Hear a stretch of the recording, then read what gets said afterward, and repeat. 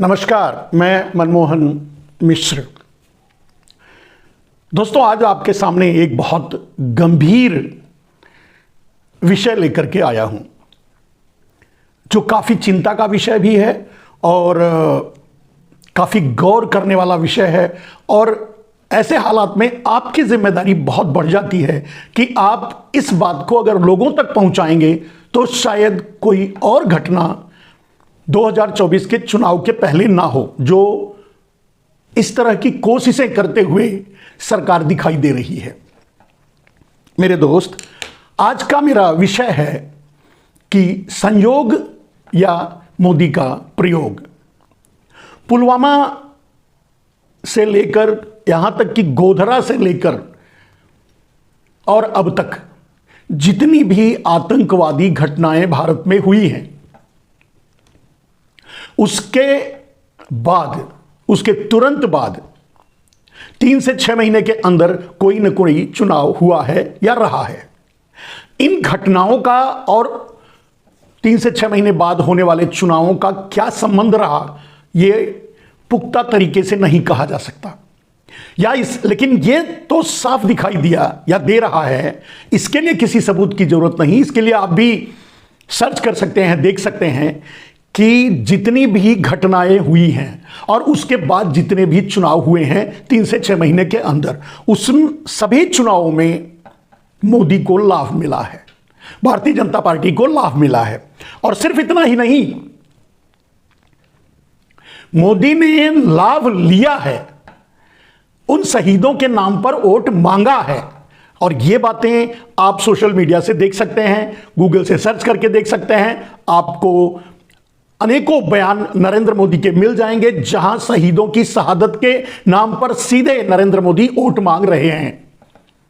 और स्पेशली और खास करके 2019 के चुनाव में, जब कोई उम्मीद नहीं थी कि नरेंद्र मोदी फिर से दोबारा चुनाव जीतेंगे, फिर से सरकार बनाएंगे, उस हालत में नरेंद्र मोदी, उस हालत में पुलवामा हुआ और उसके बाद चुनाव हुए। चुनाव में नरेंद्र मोदी शहीदों के नाम पर वोट मांगे। अब इसीलिए मैंने कहा कि यह संयोग था या प्रयोग। यह डायलॉग भी नरेंद्र मोदी का ही है। यह संयोग था या मोदी का प्रयोग देश पर आतंकवादी घटनाओं के जरिए, एक राष्ट्रवाद को क्रिएट करना, माहौल बनाना और ईवीएम के जरिए चुनाव जीतना, यह नरेंद्र मोदी का शगल रहा है। ऐसा इन घटनाओं से दिखता है। मैं ज्यादा नहीं मेरे दोस्त, 2-4 घटनाओं का जिक्र अगर करूं तो सबसे पहली घटना अगर जिक्र करने लायक है तो वो है गोधरा कांड। आप लोगों को मालूम होगा, संभवतः 2001 में Narendra Modi deputed chief minister बनाकर के गुजरात भेजे गए थे। वहां भूकंप आया था, वहां किसी और की सरकार थी, माने भारतीय जनता पार्टी की, कोई और मुख्यमंत्री था। इनको वहां भेजा गया कि भाई देखिए जाइए। ये वहीं से, उसके बहुत पहले से साजिशें रची जा रही थी, लेकिन इनका वहां मुख्यमंत्री बनाकर भेजा जाना भी एक साजिश का ही हिस्सा था। मुझे ऐसा लगता है।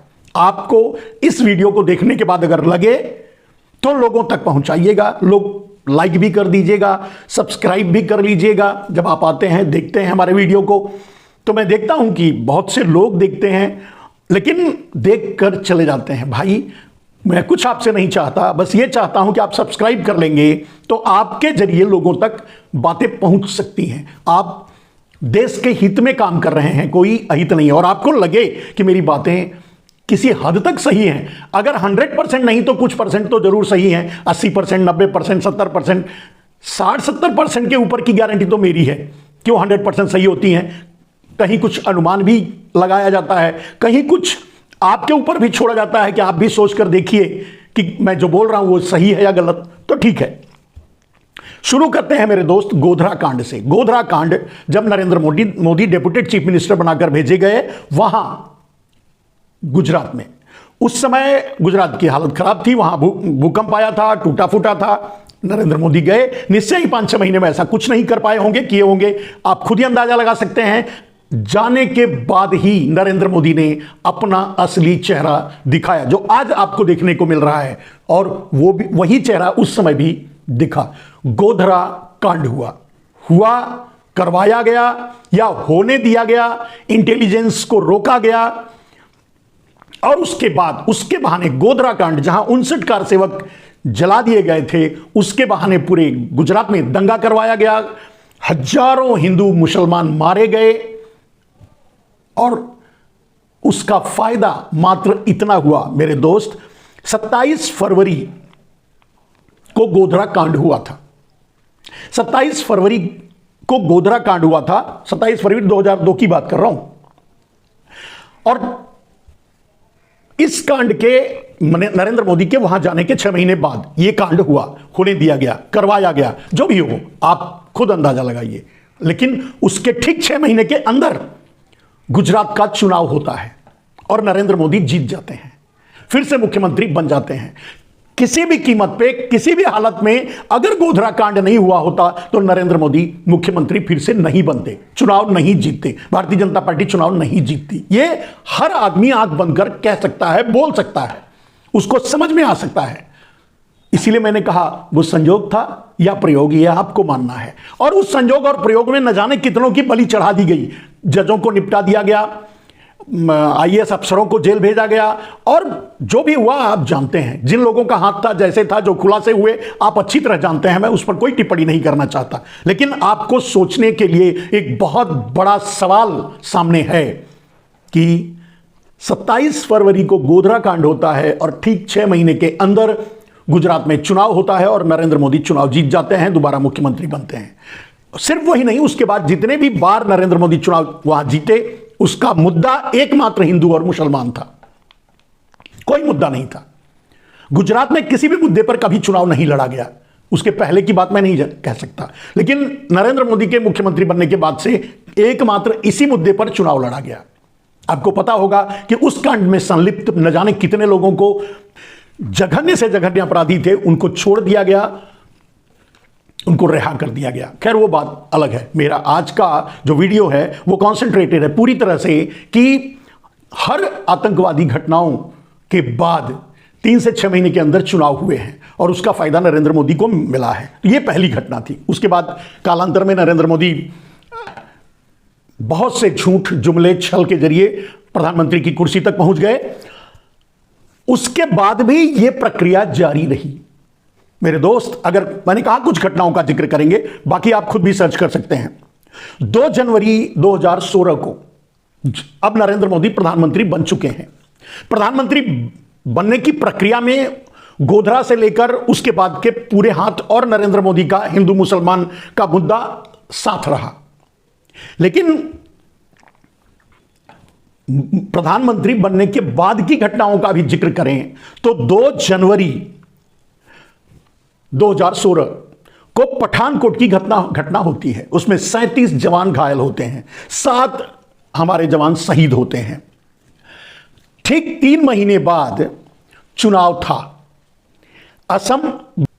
अब आपको एक बार जरूर इस पर विचार करना चाहिए कि यह महज संयोग था या प्रयोग, क्योंकि नरेंद्र मोदी चुनाव में जवानों के नाम पर, मैंने पहले बताया कि जवानों के नाम पर, जवानों की शहादत के नाम पर वोट मांगते रहे हैं, मांगते आए हैं। और तो यह सिर्फ संयोग था या मोदी का प्रयोग? मेरा मात्र आपके सामने एक सवाल मैं रखना चाहता हूं, जिस पर आप गंभीरता से विचार कीजिए। और ये 1-2 घटना नहीं, और भी आगे मैं आपको बताऊंगा कि इस तरह की घटनाएं हुई हैं। तो आखिर कैसे? एक तरफ तो नरेंद्र मोदी सुपर प्रधानमंत्री हैं, पेगासस उनके पास है सिक्योरिटी के लिए ही।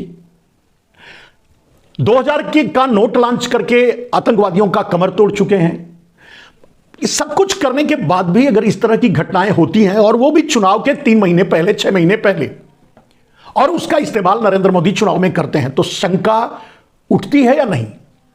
और अगर आपको इसमें कहीं सत्यता लगे तो लोगों तक पहुंचाइए। लोगों तक पहुंचाने का फायदा क्या है मेरे दोस्त? फायदा यह है कि इस तरह की कोई घटना नरेंद्र मोदी अभी से लेकर 2024 के चुनाव से पहले ना करवा बैठे। आपके जवान कहीं और फिर से कोई और पुलवामा हो जाए और शहीद ना हो जाए। उनको बचाने के लिए अगर इसे आप लोगों तक पहुंचाते रहेंगे तो कम से कम नरेंद्र मोदी के जो अपराधी छवि के, अपराधी दिमाग के सलाहकार हैं, वो सावधान तो रहेंगे कि अगर इस तरह का काम फिर से करवाएंगे तो लोगों का ध्यान है, लोग नोटिस कर रहे हैं, लोग बात कर रहे हैं इस पर। इसका फायदा यह है कि और कोई घटना, और कोई पुलवामा ना हो जाए। पुलवामा के बारे में आगे बताएंगे मेरे दोस्त। जब आगे बढ़ेंगे तो आपको 18 सितंबर 2016 पठानकोट की घटना 2 जनवरी 2016 की थी और 18 सितंबर 2016 की घटना उरी में घटती है। उरी में जवानों पर हमला होता है, हमारे 16 जवान शहीद हो जाते हैं और ठीक 6 महीने बाद उत्तर प्रदेश में चुनाव होता है, फरवरी और मार्च में 2017 में, यानी ठीक 5 से 6 महीने के अंदर चुनाव होता है। उरी का जिक्र करके वोट मांगना, शहीदों का जिक्र करके वोट मांगना, राष्ट्रवाद का, छद्म राष्ट्रवाद का दुष्प्रचार करना और उसका इस्तेमाल, क्योंकि उससे आम आदमी भटकता नहीं है, आम आदमी गलती नहीं करता, आम आदमी समझता है, लेकिन एक माहौल क्रिएट होता है उनके अपने डाबर मीडिया के जरिए, और उस माहौल का फायदा नरेंद्र मोदी ईवीएम के जरिए वोट हासिल करके चुनाव डिक्लेयर कर देते हैं, सरकार बना लेते हैं। तो यहां भी उत्तर प्रदेश में भी यही हुआ पहली बार। मेरे ख्याल से उसके पहले किसी और की सरकार थी। 2017 में पहली बार भारतीय जनता पार्टी सरकार पूर्ण बहुमत के साथ सरकार बना के आ गई, उरी हमले के 6 महीने बाद। यह संयोग था या प्रयोग, आपको सोचना पड़ेगा, आपको समझना पड़ेगा मेरे दोस्त। और जब आगे आप बढ़ेंगे तो सबसे बड़ी घटना जिसे आप कभी भुला नहीं सकते, और कम से कम आज जब सतपाल मलिक ताल ठोककर इस बारे में बता रहे हैं लोगों को, जा करके सोशल मीडिया में घूम घूम करके बता रहे हैं कि इसमें नरेंद्र मोदी का सीधे, डायरेक्टली, इनडायरेक्टली, आगे से, पीछे से, ऊपर से, नीचे से, जैसे भी हाथ, पैर, सर सब कुछ था, उसके बाद प्रमाण की जरूरत नहीं होती। अब आप सोच के बताइए, और आपको यह प्रमाण भी पूरे सोशल मीडिया में मिल जाएगा कि नरेंद्र मोदी उन्हीं 40-42 जो जवान शहीद हुए थे पुलवामा में, उन्हीं के नाम से वोट मांगे कि उनके नाम पर वोट दे दो, उनकी शहादत के नाम पर वोट दे दो।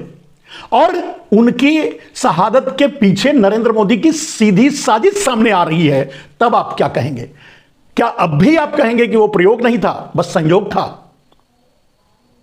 पुलवामा की घटना जब देखेंगे आप तो फरवरी 2019 में घटती है, संभवतः 14 फरवरी 2019 को पुलवामा की घटना होती है। वहां 40, 42 या 44 हमारे जवान शहीद होते हैं मेरे दोस्त, और ठीक 3 महीने के अंदर ही 2019 का चुनाव होता है, संसदीय चुनाव, नरेंद्र मोदी का चुनाव, और नरेंद्र मोदी उसमें चुने जाते हैं। सीधे नरेंद्र मोदी शहादत के नाम पर वोट मांगते हैं। मुझे पता है कि इतने छल, इतने कपट, इतने षड्यंत्र के बाद भी, हमारे 44 जवानों को शहीद करने के बाद भी किसी ने नरेंद्र मोदी को जवानों की शहादत के नाम पे वोट नहीं दिया था। वोट तो नरेंद्र मोदी ने ईवीएम से लिया था, लेकिन माहौल, अपने डाबरों के जरिए माहौल बनाने में वो कामयाब हो गए थे। और यही बात मैं आपको बता रहा हूं। मैं समझता हूं पुलवामा के बाद, और पुलवामा की जांच न होने देना, पुलवामा पे बहुत से सवाल खड़े होना, पुलवामा में शायद देवेंद्र सिंह उसका नाम है जो बाद में पकड़ा भी गया, उसका हाथ होना, पुलवामा की घटना को लेकर के सतपाल मलिक का सामने आना, ये सारी बातें, और पुलवामा पर मैं बहुत सा वीडियो बना चुका हूं उस तत्कालिक घटना पर जब युद्ध जैसा माहौल क्रिएट हो गया था, उस पर आज नहीं जाएंगे। लेकिन आपको यह बताना है कि पुलवामा का, अगर पुलवामा नहीं हुआ होता तो नरेंद्र मोदी देश में अपने प्रति थोड़ी सहानुभूति या माहौल क्रिएट करने में कामयाब नहीं होते, तो ईवीएम का इस्तेमाल भी नहीं करते। चुनाव जीतते नहीं। वैसे अब तो नंगाई पर उतर आए हैं। अब तो माहौल ना होते हुए भी, माहौल खिलाफ होते हुए भी राजस्थान, छत्तीसगढ़ और मध्य प्रदेश में ईवीएम के जरिए चुनाव जीत लिए। माहौल नहीं था। एक अंधा भी, मतलब उनका डाबर मीडिया भी यह कह रहा था कि हार रहे हैं, फिर भी उन्हें ईवीएम के जरिए चुनाव जीतना पड़ा अपने आप को बचाने के लिए। तो अब यह आपको सोचना है गंभीरता से मेरे दोस्त। एक और घटना का जिक्र करने के बाद मैं पुलवामा की गंभीरता को आपको बताऊंगा, और आज ये वीडियो मैं आपके सामने क्यों रख रहा हूं, ये बातें क्यों रख रहा हूं, उसका मकसद भी बताऊंगा। उसके बाद पुलवामा होता है, नरेंद्र मोदी फिर से प्रधानमंत्री बन जाते हैं। बात थोड़ा आगे, 15 जून 2020 में दोबारा जब वो प्रधानमंत्री बन चुके थे, गलवान घाटी में चीन का आक्रमण होता है या चीन से झड़प होती है, जो भी, हमारे 20 जवान मारे जाते हैं। 4 महीने बाद अक्टूबर में बिहार का चुनाव था। अभी तक जितनी घटनाएं मैं बताया, उनमें 3 से 6 महीने के अंदर ही चुनाव हुए हैं, और चुनाव से पहले इस तरह की घटनाएं हुई हैं, और इस तरह की घटनाओं का इस्तेमाल नरेंद्र मोदी चुनाव में किए हैं। अब आप सोचिए, गंभीरता से विचार कीजिए कि यह संयोग था या प्रयोग, नरेंद्र मोदी की क्रोनोलॉजी के हिसाब से। ठीक है, अब यह घटनाओं का जिक्र तो मैंने कर दिया मेरे दोस्त, लेकिन आपको यह बताना मैं चाहता हूं कि यह बातें कहने का मेरा मकसद क्या है, मेरा मतलब क्या है, मैं क्यों ऐसा कह रहा हूं, मैं ये बात आपके सामने क्यों ला रहा हूं। उसका सीधा सा, इतना सा छोटा सा मकसद है कि आज भी नरेंद्र मोदी के खिलाफ महंगाई को लेकर, गरीबी को लेकर, बेरोजगारी को लेकर, भूखमरी को लेकर, किसानों की आत्महत्या को लेकर, किसान फिर से दिल्ली की तरफ बढ़ने वाले हैं, किसानों की आत्महत्या को लेकर, बेरोजगारी को लेकर, पेट्रोल डीजल की मार को लेकर, महिलाओं पर हो रहे अत्याचार को लेकर नरेंद्र मोदी के खिलाफ देश में माहौल है, बहुत गहरा माहौल है। अब सवाल यह उठता है कि क्या नरेंद्र मोदी 2024 के चुनाव में माहौल ना होते हुए भी ईवीएम के जरिए जबरदस्ती चुनाव अपने पक्ष में रिजल्ट लाएंगे, या माहौल बनाने के लिए कोई और पुलवामा करवाएंगे। और अगर आप इस बात को लोगों तक पहुंचाएंगे, लोग जानते रहेंगे, इस पर चर्चा करते रहेंगे, तो शायद मोदी ऐसी हिम्मत या हिमाकत ना करें, आपके कुछ जवानों की जान बची रहे, इस तरह की घटनाएं ना हो। और जो माहौल क्रिएट किया जा रहा है, आप संसद पर अभी देखें हमले की बात, उसको मानने के लिए तैयार नहीं। अब अगर इसी तरह से आतंकवादी घुस जाएं, या नरेंद्र मोदी अपने पेगासस के जरिए जानते हुए छोड़ दें, चुप रहें, होने दें उस घटना को पुलवामा की तरह और करवा दें, और बाद में कुछ हमारे सांसद मारे जाएं, संसद में घटना हो जाए और उसके नाम पे वोट मांग लें। क्योंकि संसद में जो घटना हुई वो नरेंद्र मोदी की फेल्योरिटी है, उनके सरकार की फेल्योरिटी है, उनके सिस्टम की फेल्योरिटी है, लेकिन उस पर बात करने के लिए भी तैयार नहीं। उस पर जब संसद में मांग उठती है तो उन्हें उठाकर बाहर फेंक दिया जाता है, और ऐसे भी एक नेता को बाहर फेंका जाता है जो संसद में था ही नहीं। यह मजाक है कि नहीं है? या इनके बुद्धि, मतलब इन भारतीय जनता पार्टी, नरेंद्र मोदी और सभापति या जो भी हैं उनके पक्ष में खड़े लोग, वो बुद्धि से भी पैदल हो चुके हैं, गोबर भर चुका है, तो इस तरह के निर्णय ले रहे हैं। तो फिर से कोई पुलवामा ना हो जाए मेरे दोस्त, इसलिए इसकी चर्चा करते रहिए, इसको लोगों तक पहुंचाते रहिए, जिससे एक माहौल या एक डर बना रहे कि अगर करवाएंगे तो इस घटना का सीधा मतलब, माहौल बनने की जगह माहौल बिगड़ेगा, लोग सीधे आरोप लगाएंगे कि आपने, नरेंद्र मोदी ने यह घटना करवाई है। क्योंकि अब तक तो संजोग नहीं दिखा, अब तक तो प्रयोग ही दिख रहा था मेरे दोस्त। और जिस तरह से अब नंगई पर उतर आए हैं, जिस तरह से आरएसएस अब नरेंद्र मोदी के खिलाफ हो गया है, जिस तरह से भारतीय जनता पार्टी में ही भारतीय जनता पार्टी के नेता नरेंद्र मोदी के खिलाफ खड़े होना चाहते हैं, खड़े हो गए हैं, जिस तरह से उन्होंने कुछ नेताओं को, जैसे सिंधिया हुए और वसुंधरा हुई, शिवराज हुए, रमन हुए, उनको ठिकाने लगाया है, इन सारे लोगों का खतरा नरेंद्र मोदी के ऊपर तो मंडरा ही रहा है। बगावत की बात कर रहा हूं, बगावत का।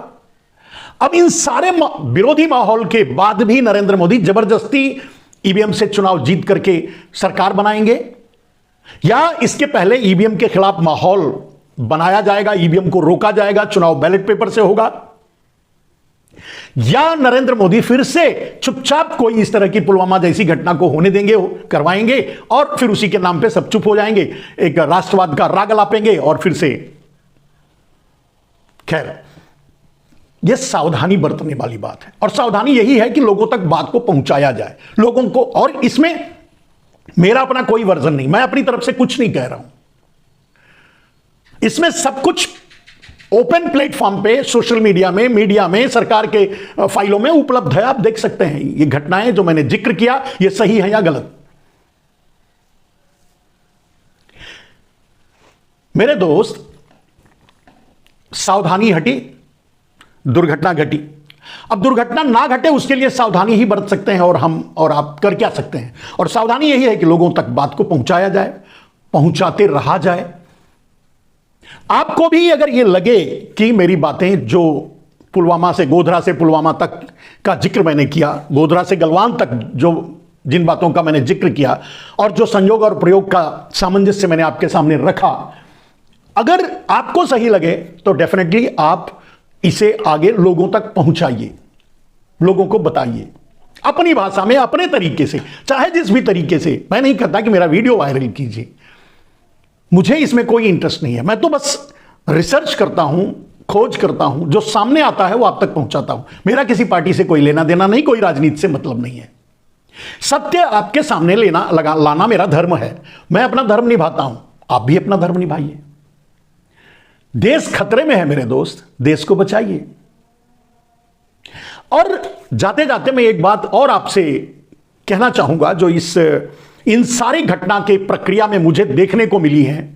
अगर हम बहुत पीछे नहीं जाते हैं, नरेंद्र मोदी के कार्यकाल को ले लीजिए। 2014 में नरेंद्र मोदी प्रधानमंत्री बने, आप उनको मसीहा, वीर, पता नहीं 56 इंच क्या क्या साबित कर रहे हैं, कीजिए, अच्छी बात है, होना चाहिए, प्रधानमंत्री हैं, हो ठीक है। लेकिन आज इन घटनाओं में, इन 8-9 सालों में भी मैंने किसी भी सीमा से मोदी, शाह, पारेख, मेहता यानी किसी भी गुजराती को किसी भी सीमा पर शहीद होते नहीं सुना, नहीं देखा। उनका जनाजा मैं गुजरात जाते नहीं देखा। इसका अर्थ यह होता है कि सीमा पर ये आपकी रक्षा के लिए नहीं जा रहे हैं। क्या यह बहुत बड़ा कारण है जो नरेंद्र मोदी सैनिकों की बलि चढ़वा रहे हैं, या उनको इग्नोर कर रहे हैं, या ऐसी घटनाएं होने दे रहे हैं, या इस तरह के? यह भी एक सवाल है। सवाल तो यह बहुत बड़ा है कि आखिर ऐसा क्यों है। कोई भी एक घटना, कन्याकुमारी से लेकर कश्मीर तक, उत्तर से दक्षिण, पूरब से पश्चिम, यहां तक कि पड़ोसी नेपाल देश तक के लोग हमारे और आपके लिए सीमाओं पर खड़े हैं और शहीद हो रहे हैं। लेकिन गुजरात से कोई क्यों नहीं? मतलब मोदी, शाह, पारेख, मेहता क्यों नहीं? दूसरा एक जो बात, ऐसा नहीं है कि उनका नाम कहीं आ नहीं रहा है, वो काम कर रहे हैं, वो चमका रहे हैं, वो आपके लिए शहीद भले ही नहीं हो रहे हैं। लेकिन इन्हीं नरेंद्र मोदी के कार्यकाल में आपको एक पैटर्न जरूर देखने को मिला कि देश को लूट करके, देश के कानून से मुंह छुपाकर भागने वाले ये लोग जरूर हैं। नितिन संदेशरा, ललित मोदी, नीरव मोदी, मेहुल चौकसी और न जाने कितने जोशी, कितने मैं नहीं जानता। लेकिन है, मैं सारे गुजरातियों के बारे में बात नहीं कर रहा हूं, लेकिन कुछ जो फ्रॉड गुजराती हैं, जो फ्रॉड करके देश से मुंह छुपाकर भाग निकले हैं, उनके बारे में मैं बस बात कर रहा हूं। लेकिन उनकी जनसंख्या, मतलब एक तरफ आप सीमा पर उनको नहीं देखेंगे, बंदूक उठाकर वो आपकी रक्षा तो नहीं कर रहे हैं। अगर आप पर कोई बाहर से हमला हो तो वो आपकी रक्षा के लिए नहीं खड़े हैं, एक पक्ष। दूसरा पक्ष ये कि अंदर से भी लूट कर वो आपको भाग रहे हैं। ये गंभीर बात है या नहीं? खैर, मैं नहीं जानता कि ये गंभीर विषय है, गंभीर बात है, चिंता का विषय है, क्योंकि नरेंद्र मोदी ने खुद ये गर्व से कहा था कि मैं गुजराती हूं और व्यापार मेरे खून में है। तो आज देश का व्यापार ही किया जा रहा है, देश का हर चीज खरीदकर अडानी को गिफ्ट दिया जा रहा है, पूरे देश के इंफ्रास्ट्रक्चर को कुछ चोर गुजरातियों के हवाले किया जा रहा है। आप देख रहे हैं मीडिया पूरा उनके हवाले है, देश का इंफ्रास्ट्रक्चर पूरा उनके हवाले है, सब कुछ। कहीं कुछ गलत तो नहीं हो रहा है? मेरी शंका जो है वो आपके सामने रख रहा हूं। आप सोचिए, आपके मेरे अकेले का क्या है, आपकी आने वाली पीढ़ियां अगर इस तरह की का षड्यंत्र है तो भुगतेंगे। आप 80 करोड़ लोग 5 किलो अनाज की लाइन में पीढ़ी दर पीढ़ी खड़े रह जाओगे, और ललित मोदी, नीरव मोदी, मेहुल चौकसी, नितिन संदेशराज, हर्षद मेहता से लेकर, ये पुराने जमाने से ये चला आ रहा है, लूट करके आपको भागते रहेंगे, बैंकों को फ्रॉड करते रहेंगे, लूटते रहेंगे, और इन्हीं के हवाले पूरा देश भी है। अगर आपके घर में कोई खंभा लग रहा है तो यही लगा रहे हैं, अगर हिमाचल प्रदेश में कोई टनल बन रहा है तो यही बना रहे हैं जहां मजदूर आपके फंस गए थे। आपके आसपास कोई रोड बनता होगा तो भी यही बना रहे हैं। बना रहे हैं मतलब बना तो आपका मजदूर और आपके लोग हैं, कमीशन खा रहे हैं, टेंडर ले लेते हैं, जबरदस्ती हासिल कर लेते हैं, कंपनियों पर कब्जा कर लेते हैं, ईडी, सीबीआई और आईटी का गन दिखा करके लोगों को कंपनियां छोड़ने पर मजबूर कर देते हैं, मालिकाना हक हासिल कर लेते हैं। ये काम कर रहे हैं। मतलब एक फील्ड पे भले ही वो कुछ नहीं कर रहे हैं, आप देश की रक्षा के लिए, देश के लिए शहीद नहीं हो रहे हैं, लेकिन मतलब दो तरह का दोहरा घाटा, आपको दोहरा, पूरे देश को दोहरी चपत लग रही है। एक तरफ ये हमारी आपकी इस देश की अस्मिता की रक्षा के लिए नहीं खड़े हैं, और दूसरी तरफ लूट कर भाग भी रहे हैं। ऐसा क्यों हो रहा है? चलिए, हो रहा है तो आप क्या इस पर विचार नहीं करना चाहते, सोचना नहीं चाहते, देखना नहीं चाहते, समझना नहीं चाहते, ऐसे होने देना चाहते हैं? ये ठीक हो रहा है? चलिए, आज का वीडियो बस इतने, इसके लिए मुख्य रूप से इसके लिए था कि कोई और 2024 चुनाव आने वाला है, कोई और पुलवामा ना हो जाए इस देश पर, कोई और हमारे सैनिक शहीद ना हो जाएं, क्योंकि पुलवामा से गोधरा को छोड़िए, पठानकोट से लेकर पुलवामा तक या फिर गलवान तक या उसके बाद आज तक, अगर कहीं कोई शहादत की लिस्ट या शहीद का लिस्ट मिलेगा, उसमें इनका नाम नहीं होगा। कोई नूर मोहम्मद हो सकता है, कोई रांका बांका नेपाल का हो सकता है, उत्तर से दक्षिण, पूरब से पश्चिम, कोई भी हो सकता है, लेकिन यह नहीं है। सोचिए। और दूसरी बात कि मैंने बता दिया कि उस फील्ड में ये हैं जो आपको लूट कर भाग रहे हैं, और उन्हीं से मोदी जी लुटवा रहे हैं, ऊपर से उनको माफ भी कर रहे हैं, ऊपर से उनको ऐसे कानून बना रहे हैं कि वो जो लूट कर भागे हैं फिर से आए देश को, और फिर से एक बार लूटे, दोबारा लूटे, तिबारा लूटे। खैर, मेरा धर्म था, मेरा कर्म था, मैंने आप तक बात को पहुंचाई। आप कितना गंभीरता से लेते हैं, कितना समझ पाते हैं और कितना लोगों तक पहुंचाते हैं, आपके ऊपर है। आज के लिए